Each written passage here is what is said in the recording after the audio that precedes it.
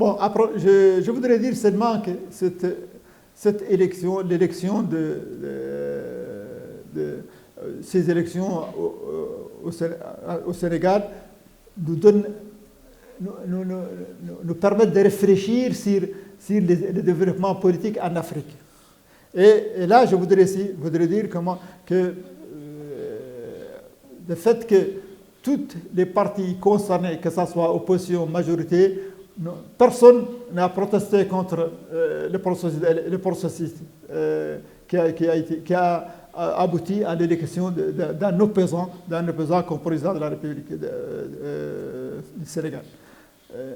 Là, on peut expliquer ce phénomène qui peut sembler bizarre dans une région qui connaît tellement de difficultés.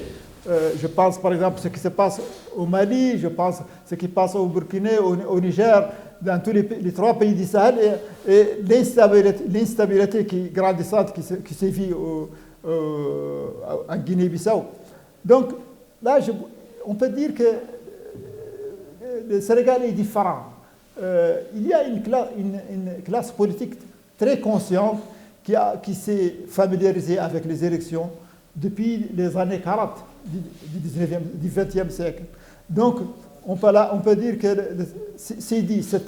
cette réussite dans l'exercice, disons, de la démocratie au Sénégal est due à plusieurs raisons. D'abord, une accumulation politique, ensuite une conscience de la classe politique, et c'est créé après ces élections, bien qu'elles se sont déroulées dans un climat tendu, mais personne n'a protesté contre la manière avec laquelle on a géré les élections. Et personne n'a refusé de reconnaître les résultats. Donc, ce qui fait que vraiment, même le pouvoir en fin de mandat, le pouvoir qui a organisé, bien qu'il ait bâti, a organisé ces élections d'une manière transparente et objective, ce qui est à mettre dans le profit du pouvoir qui va passer bientôt la main à un chef au chef de l'opposition qui a obtenu la majorité des citoyens sénégalais. Donc, ce qui se passe au Sénégal doit être une leçon à retenir dans la région ouest africaine, surtout au moment où nous connaissons ce qui se passe, les difficultés que connaissent le Sahel, les difficultés que connaissent certains pays de la région.